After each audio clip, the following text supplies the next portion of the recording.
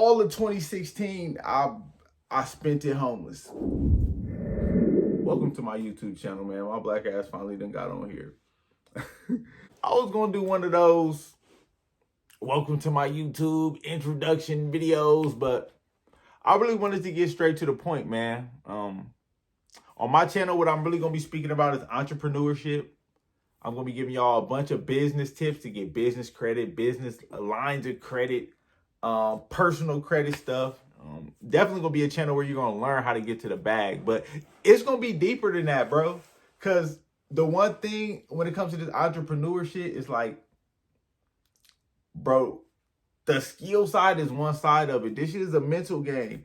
So I'm really gonna be speaking on mental health, making sure that your mind is sharp, ways if you are in a funk to get out of a funk. Like, I'm really gonna be speaking on life. Really wanted to let you guys know about the absolute toughest year of my life.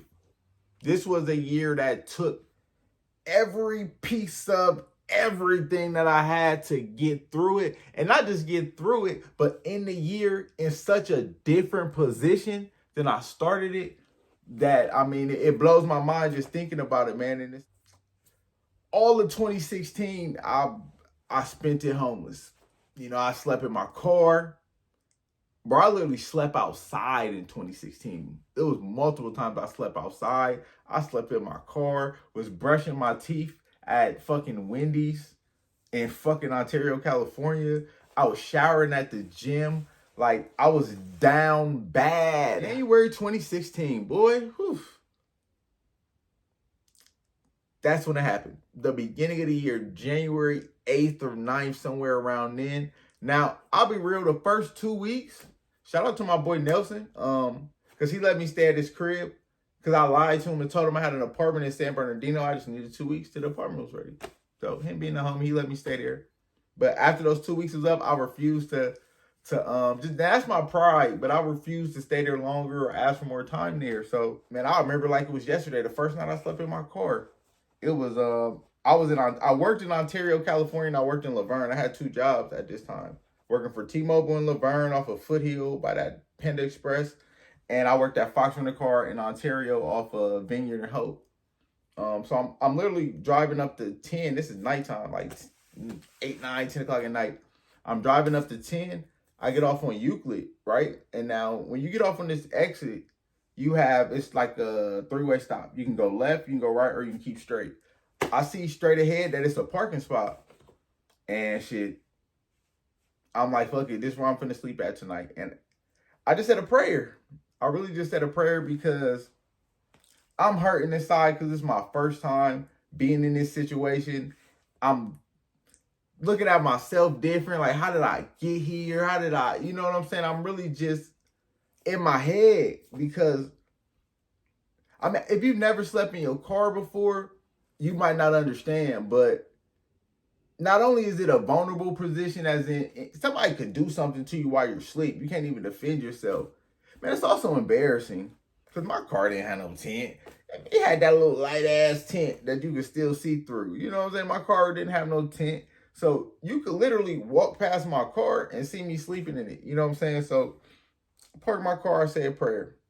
That next morning, go to T-Mobile. I got to work at Fox at night. On my way to Fox, my car starts making this funky ass noise. I'm talking about like, I'm like, whatever. I'm probably about a mile from my job. I start smelling it overheating like crazy. So I get off the Vineyard exit on the 10, and I'm waiting to bust that right. And it's just, I mean, I smell it. It's heavy. I'm like, God, just let me get to work. Like, come on, I'm just so much going on. I'm just trying to make some money. I end up pulling up to the job, but literally as I turn into the parking space, my car just cuts off. And smoke starts coming out the front of it. I'm like, I was already late for a meeting, so I'm not tripping. We had a mechanic at the job. He had a fire extinguisher. He hit it with the fire extinguisher. He said, bro, you'll be good. I go into my meeting. One of my coworkers, he comes in and says, hey, bro, your car is on fire. I'm like, shut up, my car. I'm thinking she's joking because my shit was smoking. You know, motherfuckers always want to be on your head about stuff. So I'm like, quit playing with me. My car not on fire. And I seen it in the look in her eyes. She like, nah, bro, your car is on fire. And I go out there and I literally see, I had a white Chevy Cobalt, '07 Kobe, used to call it the MVP. I see the front end in flame. Holy shit. Dang it. Damn, man. Fire extinguisher. I'm talking about engulfed in flames and shit. I want to sit here and tell you that I was real introspective and I thought about all the positive shit, man. I'd be lying. My ass cried. I'm at work crying because not only do I got the homeless situation going on, I'm already homeless, I'm already fucked up trying to make shit right. Man, everything to my name is in that car. Literally everything that I own, any piece of anything that would belong to me was in that car. So now, not only have I lost my apartment, right? I'm about to lose my car because you're not going to be able to drive a car that was just on fire. Come on, okay? And I'm going to lose everything that I got. The fuck? I'm sitting there, I can't help but cry. Because I got one or two cousins in California. I'm from Ohio originally. But I refused to go back home. I absolutely refused to. And the reason why was because at the time, my son, he was 3 years old. And I refused to leave my son. I absolutely refused to. I'm going to get right. You know what I'm saying? Through all of this, let me say this. Through all of this, the entire year, I never felt like this was my destiny. I never felt like this was the end result. I never felt like God put me on this earth or that I was created or that I was brought into this world to be homeless. I used to tell myself that all the time. Like, bro, there's no way I was brought into this world to be homeless, like at all. So whatever, my car's on fire. Luckily, the fire department comes and they're able to put the flame out right as it's melting my windshield. And they're like, yeah, if that windshield would have melted with all that stuff in there, bro, your car, all that would have been gone. So through the grace of God, through the grace of the Ontario Fire Department, I was able to still have my stuff. So that's the good thing. Now I was figuring out what to do with it. That's the first time I slept in a hotel, like one of them little seedy Hope Avenue hotels in Ontario. And this is only January, bro. This is January. I done lost the crib. I done lost the car. Okay, I'm staying in the hotels. And I'm just walking to work. I literally stayed in a hotel that was motherfucking right down the street, right? The one right there on Houghton Grove. And I would walk to work. Like, fuck it. So the little money I had, I stacked it up. I got a car.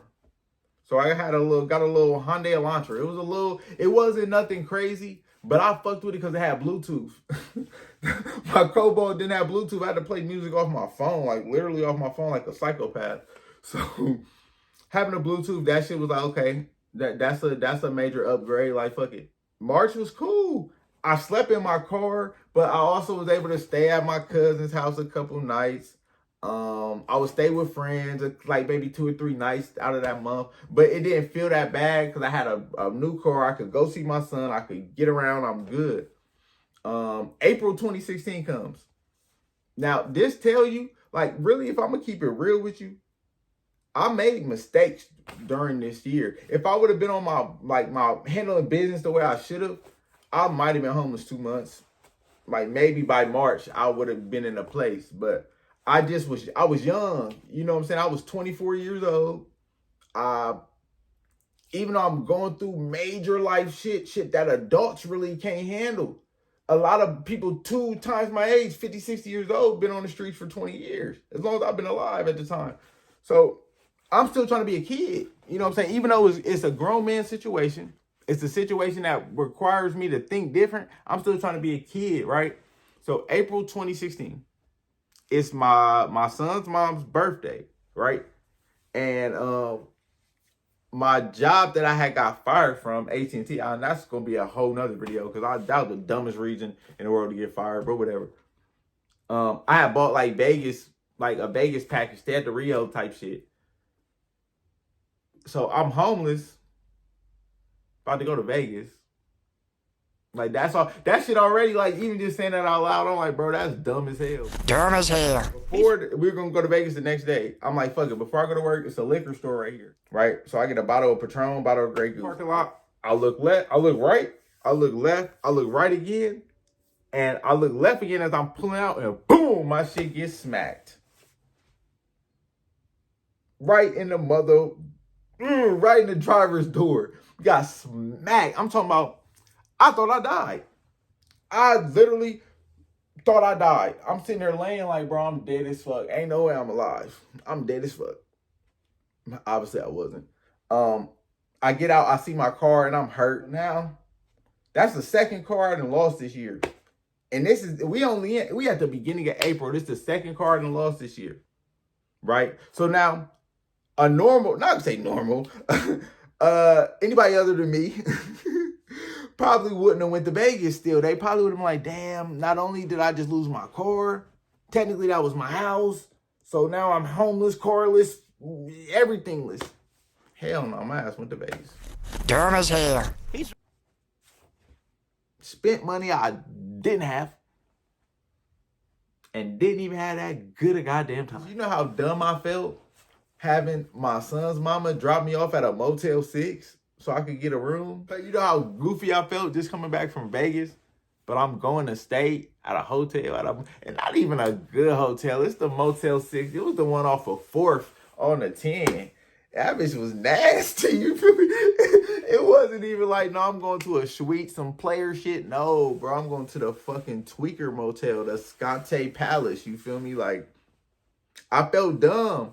I felt dumb as hell. Like, and I know she felt dumb taking me there. Because she probably just looked at it and was like, this nigga's dumb. Like, what are you doing? It's my birthday, but bro, don't be stupid. Now, I'm back without a car. I'm still homeless. That shit ain't changed. But March, at the car rental place, I had just got promoted to sales manager, right? So, went from me barely having any sales experience, really not knowing shit about sales. I studied up on that shit. I seen the potential. I'm like, hold up. It's niggas in car rental making 6 figures? These niggas ain't smarter than me. They don't got more charisma. They don't got a better mouthpiece than me. Pause. I'm not gonna say that. We January, after the car shit, I said, I'm going all in on this. I really didn't have too many other options, bro. I don't got a college degree, and I wasn't going back to school. I said, I'm going all in on sales. And that's what I did. Professionally, I'm thriving. My location, everybody's making commission. It's the first time of that. Night shift is making commission. And when I started on night shift, they said night shift would never make commission. Y'all don't tell me I'm going to never do something, boy. Me and my dog Hunt, shout out to Hunt. That's my nigga. It's my brother for real. Fuck my nigga, that's my brother. Fucking me and Hunt was smacking him. We smacking him, making money. So April passed. I spent all of April's different Scante Palaces, bro. Like different little trap motels in Ontario, whether it was off of Vineyard, off of Holt, off of Grove. I done stayed in all of them. May, I go stay with my cousin for a little bit. Probably like a month. Probably the whole month of May. A little bit of June, I'm staying with my cousin. Then I end up getting another car. And it's a Hoopty, bro. It's fucking 90 whatever or 2002 Pontiac Grand Am. Look at my fucking face. Do that seem like that was a smart decision? Dumb as hell. I had that car for 2 fucking weeks. Brace down on me. I done put $1,200 into this car. So now I'm really fucked up. And I remember it was one night, it was a Friday, I was supposed to pick my son up. And this was the first night that my car had overheated. And so I called his grandma, I let her know. And if you ever had to make that call, whether to your kid's mom, your kids, or one of their family, you already know. They, on the other end, like, yeah, this nigga having car troubles. Yeah, that's always the story type shit. It's crazy because it got to a point with that car where after going a mile, I'm talking about 1 mile, a single mile. I might, if I was lucky, I might have could get 2 or 3. I might have been able to get 2 or 3 miles out of that car before it would overheat. I'm making more money than I ever made in my life. Remember, professionally, I'm thriving. To everybody who outside of I think maybe Hunt knew. And I remember there was one night, bro, I just parked my car kind of just up the street. And somebody I work with had seen me. And she told me the next day at work, she like, you good, bro? I seen you. You was in your car asleep down there. I'm like, man, I just didn't feel like driving home. It's too far. I made up a bunch of excuses. You know how embarrassing it is for you to be the sales manager at a location. You're helping the agents in the location make more money than they ever made. And meanwhile, you're sleeping in your car, a car that you only parked there because it wouldn't go more than a mile without overheating. Like, this shit was embarrassing, but I think that's what I needed, because from that moment on, it just was, my mindset changed. I think at this time in 2016, I had 3 payday loans out. No, I had 2 payday loans out and an installment. Literally was getting 2 tacos from Jack in the Box. This is when it was like $1.49 after tax. I would get 2 tacos, and one would be lunch, one would be dinner. Like, I was that fucked up. Or I would get a chicken sandwich, a plain chicken sandwich, cut that bitch in half, and one half was lunch, one half was dinner, right? I did that, boom. Next paycheck come, I don't gotta worry about that. That's some more money. Did the same shit with the installment loan. It was like $1,000. I got my next commission, paid that off. So it's July 2016, my 25th birthday.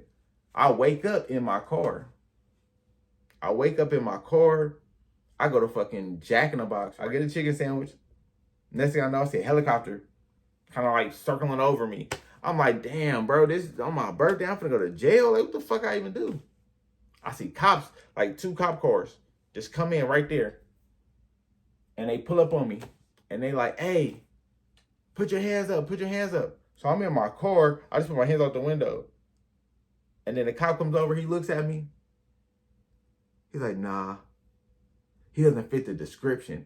And nigga, that was the first time in my life that I had ever not fit the description. So I felt good. I knew my birthday was going to be decent, at least decent. You feel me? I did end up getting a payday loan that day, like a little $251, just because I didn't want to spend my birthday in my car. Like, just straight up, I didn't want to spend my birthday in my car. I already had spent 6 months. I mean, we're in the 7th month of the year. I'd already spent 6 months in my car. So I ended up getting a payday loan, and that night, my birthday, I made the decision, like, bro, this shit is done. Like, I'm not going into 2017 doing this. I'm not going into 2017 being homeless. I'm already fucking up as a father. I feel like my parents think I'm fucking psychotic because I won't come home. So I'm fucking up as a son. I'm fucking thriving professionally, but in all other areas, I wasn't doing enough. So I made the decision that night of my birthday, like, bro, this shit ends tonight. Like, I know realistically it takes time, but in my head, that was the last night I was homeless.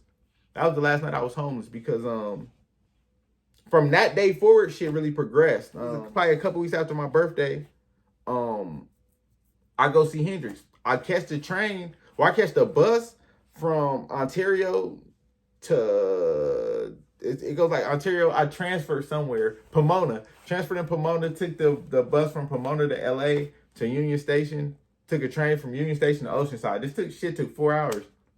I see my son, and it's just like the best feeling, because that was the first time since 2015 that he had spent the night with me. So that feeling was amazing. I hadn't seen him in months, and I hadn't really spent time with him in months, and just to see that he still loved me and he didn't like not think of me as his dad anymore, that shit kept me going, man. That shit told me, bro, you gotta level the fuck up. Like, this shit is not a game. My birthday, waking up in my car, my birthday, and that event with my son, it's probably not even a 2-week span. But within those 2 weeks, it said, bro, this shit is done, right? Like, at that point, I decided, like, bro, I'm about to boss the fuck up. I made the decision that this shit wasn't for me. I knew it wasn't me. I knew that I was built for so much more, and I was meant for so much more, that for me just to settle in that environment, I couldn't do it. So I go through the rest of July, boom, boom, boom. Beginning of August comes. They started talking to me like, man, you're doing so good here. Yeah, would you be open to somewhere else? I'm like, yeah, I'll be open to it. First, they said Phoenix. I'm okay, I'll fuck with Arizona. Talk to the manager in Phoenix. He's like, huh? You know, your results are there, but I want to go with somebody who's here. I can't argue with that. That's cool, bro. Do your thing. Then they said, what about Oakland? And only thing I knew about Oakland was that Oakland was a rough city, man. That's all I knew. I'm like, Oakland is rough, bro. But how much money we talking? Because at that time, Oakland was our worst location. I'm talking about, we had the company I worked for had 19 locations. Oakland was literally 19th when it came to sales. Like, it was bottom of the barrel, worst of the worst, wasn't going to get any worse. They're like, just go visit, and if you like it, then, you know, we'll figure out compensation. Go up there, I'll meet the people. I loved Oakland from the moment I got there. Because the one thing about Oakland and the people who are from the town, like, bro, they real as fuck with you. They're going to be real with you. It's not going to be no filters. It's not going to be no fluff. They're going to be real with you. They're going to tell you what's on their mind, whether you like it or not. And I love that because, I mean, that's how I am. Just, I'm a little bit more gentler with it. You know what I'm saying? Oakland motherfuckers is like, wow. And he instantly fell in love with the people. I'm like, I want the gig. Like, so we start talking numbers. They originally said an amount it's way more money than I'm making now. But just thinking about the Bay, I'm like, bro, that doesn't really make sense. So I end up going back to them with my numbers. Eventually, we end up agreeing to just talk about it later. Like, the job is yours. We're just going to figure out the numbers later. End of August, I get a new car. I get some. To me, it was player. I might as well have gotten a Benz. I might as well have been whipping around in a goddamn motherfucking BMW the way I felt, because this car had Bluetooth. This car had a goddamn key fob. Nigga, I'm used to cranking that bitch. Motherfucker had a key fob. I'm like, oh, okay. Okay, boy, you doing your thing. Fucking August, make more money. September, we're killing it. We get through October, killing it. Now, at this point in my life, I've paid off my debts and I'm starting to stack money. I'm still homeless. I don't get it twisted. I'm still sleeping in my car. I'm still staying at them shitty motels. I'm still fucking eating 1, maybe 2 meals a day. I'm still fucking living like that, but I'm stacking my money. I just told myself, don't think about that money. That shit's not there. That shit is not there. That's for when it's time to get a place. And I just stacked it. And it got to a point, once we got to October 2016, they came to me with their numbers. And it turned out if I got to 100% of my goal, because your bonuses were tiered at this job. So if I got to 100% of my goal, I got $7,500. And I'm like, that's plus my hourly. I'm like, but what if I get the 110? Because that was the top bonus, was 110, 110%. They said if you get to 110%, it's 9,500. Nigga, say less. Oh, say less. Give me the offer sheet. Signed it. Boom. I'm like, bro, these niggas are dumb. They don't know how fucked up I am. They don't know how hungry I am. They don't know that shit wasn't about them getting results. It was about me getting results. And all the small wins that I had been building up, even while I was losing, I knew I wasn't finna go up there and lose. I knew in my heart of hearts, there's no way I was finna go to Oakland and not make money. I knew I was too fucking hungry. I was too fucking hungry. I was so excited to go up to Oakland. I didn't even plan shit. I didn't ask them for no relocation money. I didn't ask them to put me in a hotel. None of shit I should have done. I was just excited to get up there and get to that money, because I knew I was going to get to it. December 2016. I move up to Oakland, California. I'll move up to the motherfucking town, the 510, Alameda County. And luckily one of my best friends, he lived up there. And I just asked my bro, I just need a place to stay. The money will come and I will give you the money. I will go third on rent because he had a roommate. I'll go third on rent to sleep on this couch, bro. I'm not tripping. He's like, bet, bro. Look, you my nigga. It's too many black people leaving the bed. You coming to the bed, I got you. And I told him 2 months max.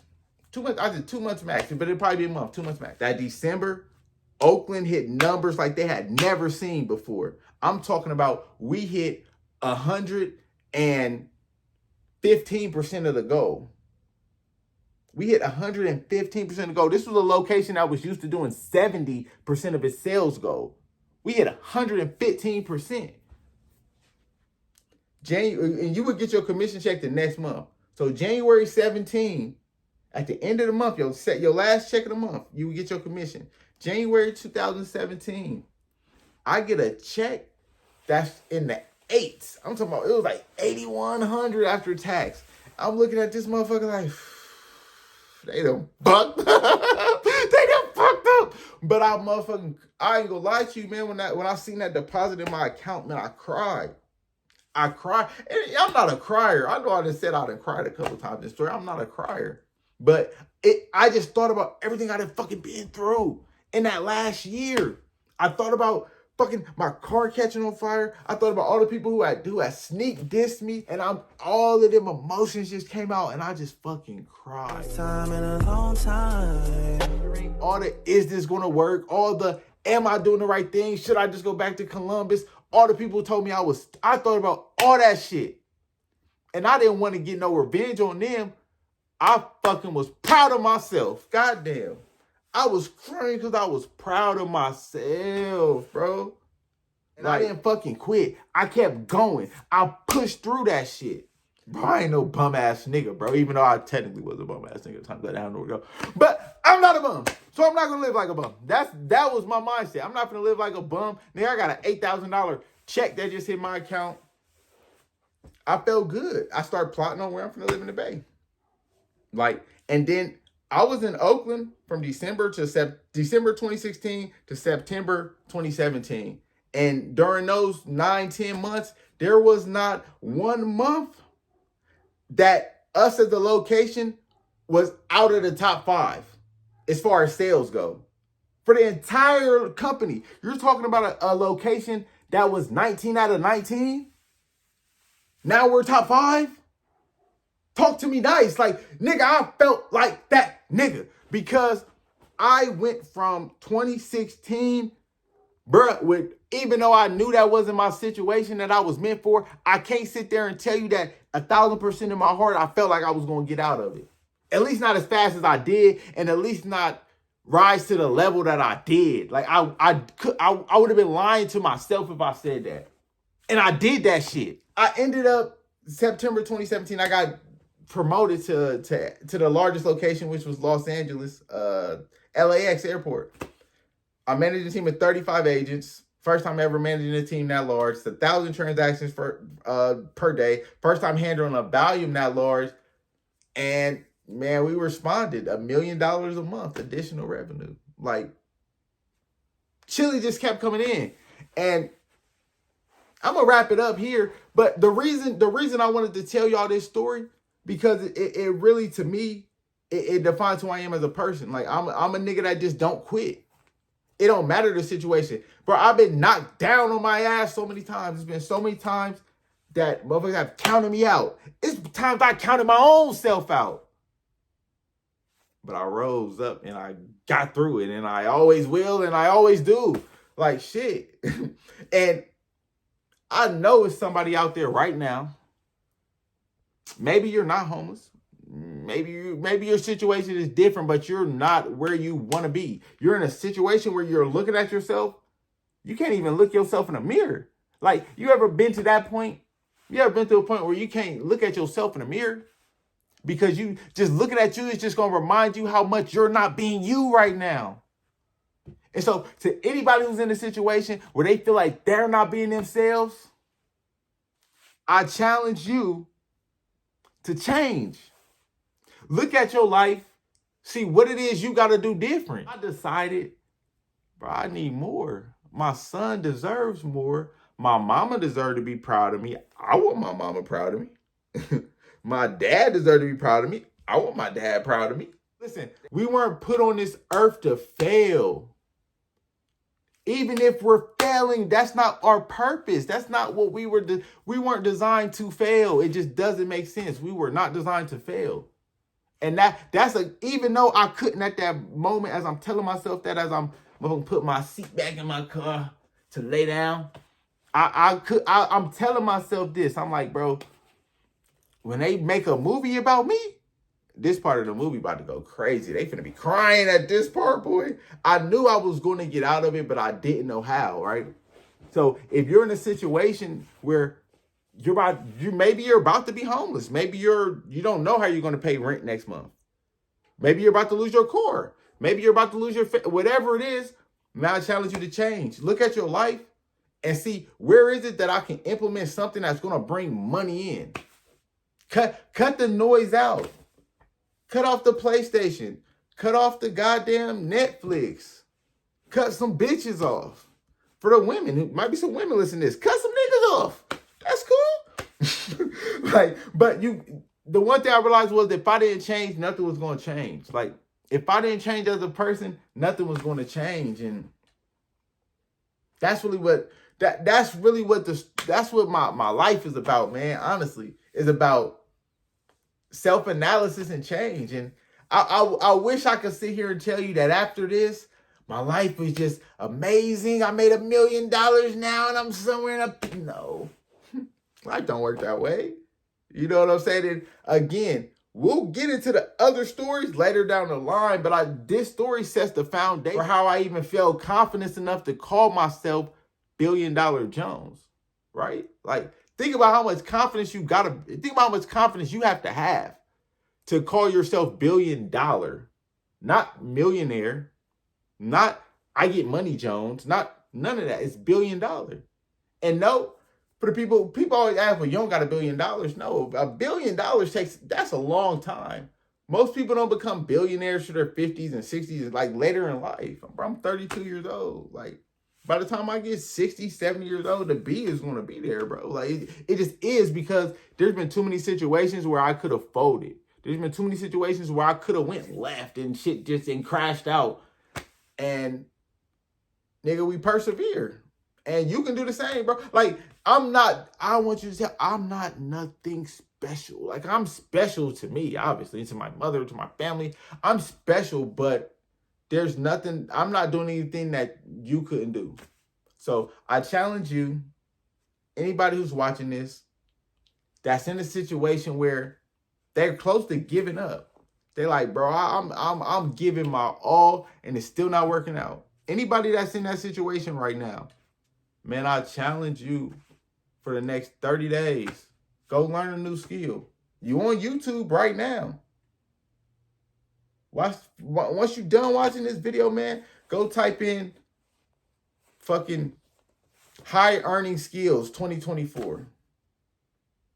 High income skills. Find you one that fits your personality. It might be sales. It might be e-commerce. It might be social media marketing. Whatever it is, I challenge you to get on that, man, because at the end of the day, right now don't define your future.